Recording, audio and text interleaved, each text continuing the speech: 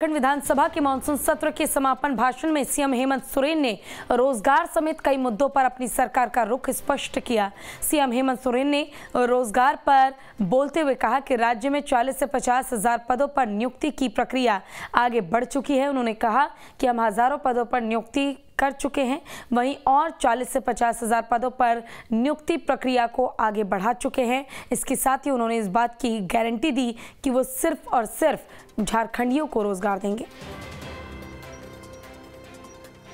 कि सरकार की स्पष्ट सोच थी कि यहाँ 100% लोग स्थानीय लोगों की नियुक्ति हो।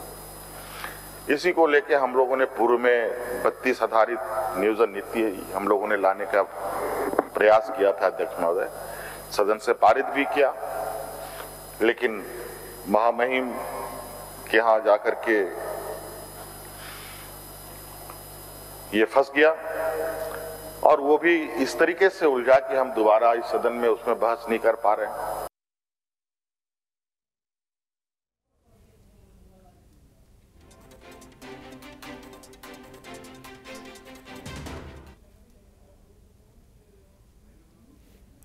तो मुख्यमंत्री हेमंत सोरेन ने साफ कहा है कि सरकार की कोशिश यही है कि झारखंड के 100% युवाओं को रोजगार दिया जा सके। आपको बता दें कि झारखंड वासियों को प्राथमिकता देने के लिए मुख्यमंत्री हेमंत सोरेन ने गारंटी दी और साथ ही कहा कि हम झारखंड वासियों को ही प्राथमिकता देंगे।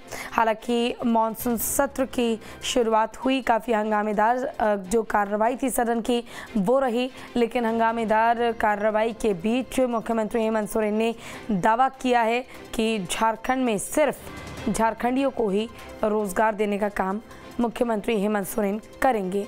राज्य में 40 से 50 हजार पदों पर नियुक्तियां होंगी। झारखंड में सिर्फ झारखंडियों को ही रोजगार मिलेगा।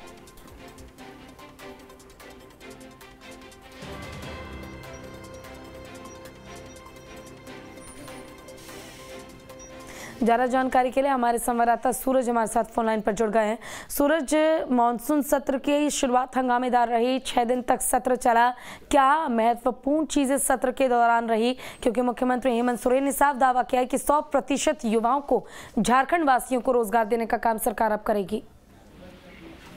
देखिए, बिल्कुल झारखंड विधानसभा में मानसून सत्र के दौरान जिस तरह से मुख्यमंत्री ने कहा, लगातार उनका ये प्रयास है कि झारखंडियों को ज्यादा से ज्यादा झारखंड में रोजगार मिले, चाहे वो 4th ग्रेड की बात कर ले या 3rd ग्रेड की बात कर ले। हर ग्रेड में झारखंडियों को नियुक्ति की जो प्रक्रिया है उसके तहत यहाँ पे उनको रोजगार दिया जाए। आपने देखा कि इससे पहले भी कई शिक्षकों की उन्होंने बहाली निकाली। इसके अलावा कई सेक्टरों में उन्होंने नियुक्ति पत्र भी बांटे। इसके अलावा आने वाले समय में ज्यादा से ज्यादा लोगों को, युवाओं को नौकरी देने के लिए, खासकर नियुक्ति को लेकर सरकार की गंभीरता साफ तौर पे झलक रही है। और आपने देखा कि कल सदन के अंदर भी उन्होंने ये बातें उठाई और हर ग्रेड के, चाहे वो 4th ग्रेड की बात कर ले, 3rd ग्रेड की बात कर ले, उसके आधार पर यहाँ पे जो नियुक्ति प्रक्रिया है वो यहाँ पे सरकार निकालेगी और उसके तहत लोगों को रोजगार देने की कवायद शुरू होगी। बिल्कुल, देखिए, और 40 से 50 हजार पदों पर नियुक्तियों की बात भी मुख्यमंत्री हेमंत सोरेन ने की है। सूरज, यानी ये समझा जाए कि इस सत्र के बाद अब झारखंड के युवाओं के लिए बहुत से रास्ते अब खुलने वाले हैं सरकार की तरफ से। देखिए, निश्चित तौर पर आप कह सकते हैं कि आने वाले दिनों में ज्यादा से ज्यादा लोगों को नियुक्ति यहाँ पे मिले, उसे लेकर कहीं ना कहीं सरकार भी काफी गंभीर है। तो उनकी गंभीरता साफ तौर पे झलक रही है। और आपने देखा कि इससे पहले भी मुख्यमंत्री ने रोजगार के क्षेत्र में कई लोगों को नियुक्ति पत्र भी बांटे हैं और आने वाले दिनों में वो ज्यादा से ज्यादा लोगों को नियुक्ति पत्र देने की जो प्रक्रिया है उसे फिलहाल वो फुलफिल करने वाले हैं। ठीक है, आपका बहुत बहुत शुक्रिया इस तमाम जानकारी के लिए सूरज।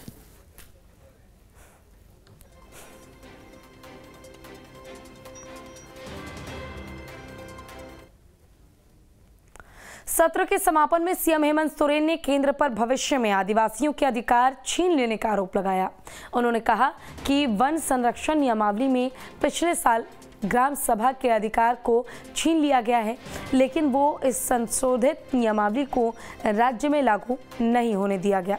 इसके साथ ही उन्होंने राजभवन पर भी षड्यंत्र का आरोप लगाया और कहा कि संदेह के साथ विधेयक राजभवन नहीं भेजना षड्यंत्र का हिस्सा है। आपको पता है अध्यक्ष महोदय, वैसे भी वर्तमान परिस्थिति में 60% तो ऐसे ही रिजर्व कैटेगरी का बना हुआ है, 50% ST SC OBC में बढ़ता है, 10% जो आर्थिक रूप से कमजोर लोग हैं उनके लिए। आज के दिन में अध्यक्ष महोदय बहुत मुश्किल से 15-20% ही लोग बाहर से इसमें घुस पा रहे हैं, और मुझे नहीं लगता अध्यक्ष महोदय वो भी ज्यादा दूर नहीं कि आने वाला समय में हम इस परिस्थिति में भी उस 20% को 0% में ले जाने का हम काम करेंगे।